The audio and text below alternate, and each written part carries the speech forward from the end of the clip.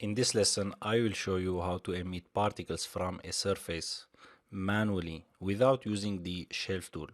The reason is I will show you how to create it manually without using the shelf tool because there are some students who write in the social media, oh man, he don't create the notes manually, he just depending on the shelf tool to create the effect.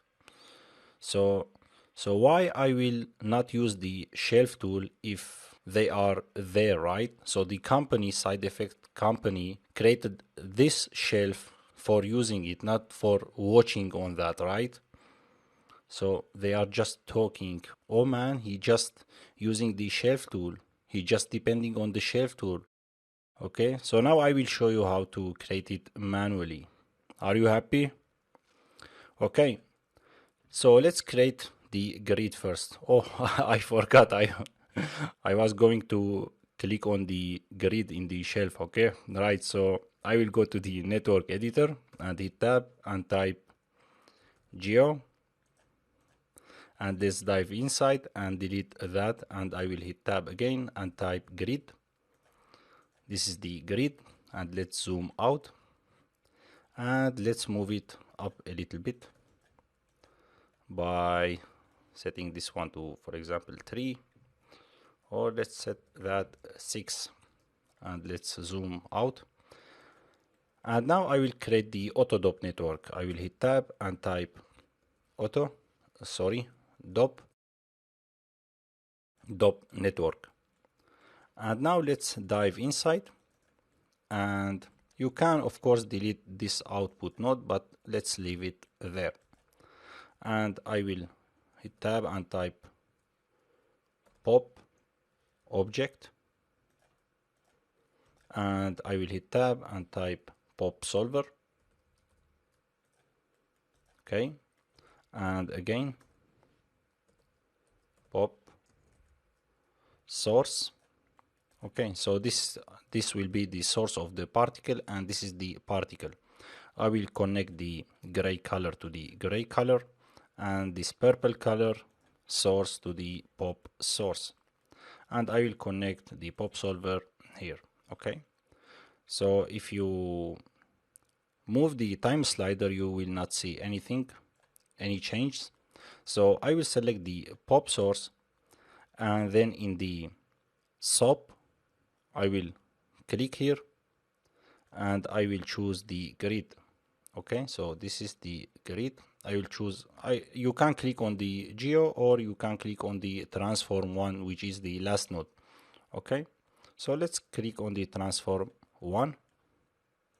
And now as you see, we are emitting particles from the grid. As you see, they are stick to the grid because we don't have any force on the particles.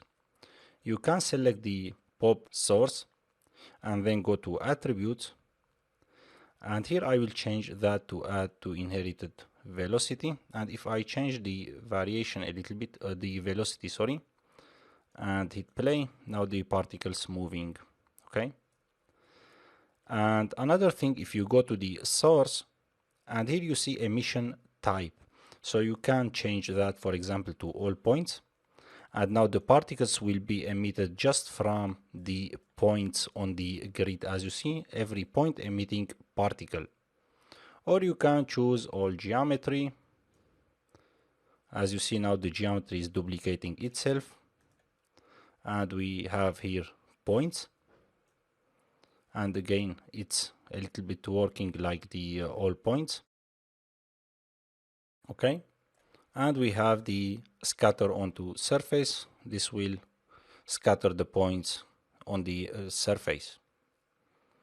Okay, and now let's add a gravity. I will hit tab and type gravity. Let's connect that here, and now the particles going down, right?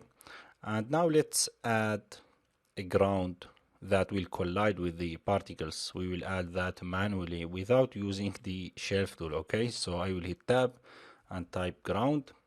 This is the ground plane, and we need another solver to the ground. We will hit tab and type static object, sorry, I will hit tab and type static solver, and let's connect that here. And now we will merge both solvers together by hitting tab and type merge.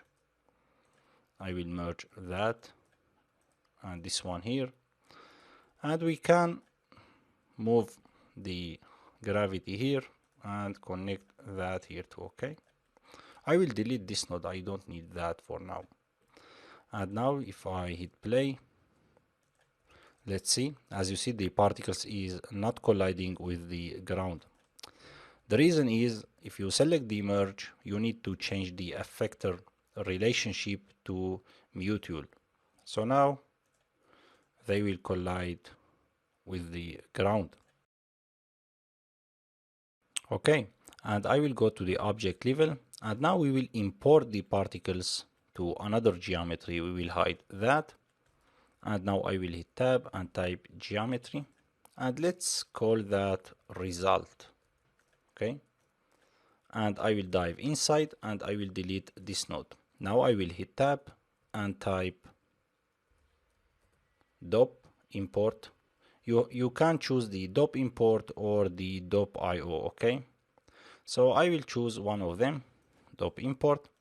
As you see, this dop import doesn't have a cache tab, so we will type again dop, and I will choose this one. So this one has a save to file.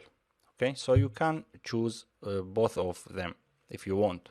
So I will select the dop, and here in the dop network I will choose which dop network I want to import the particles from, which is, we have just one. Okay, I will hit tab and the dop node, and this is, here you can specify what you want to import. So I will click here, and in the dop network I want to import the particles, which is the pop object.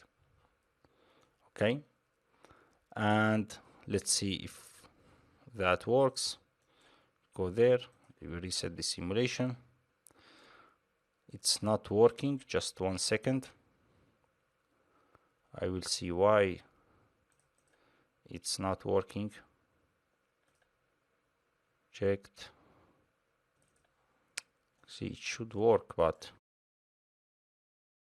it's really weird why it's not working.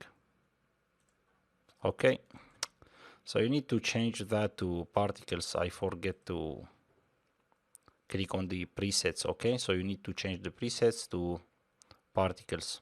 Okay, so now we imported the particles to the geometry.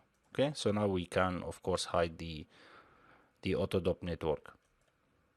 Okay, so that's how you can create particles manually. Are you happy? Okay, see you in the next lesson. So you noticed how time it took us to create it manually, right? So here I have just a grid, so I will select the grid, and if I go to the particle shelf and I will click on source particle emitter, so now we'll emit from the geometry, and it's done. Okay, so we are saving a lot of time by using the shelf tool. Okay, so see you in the next lesson.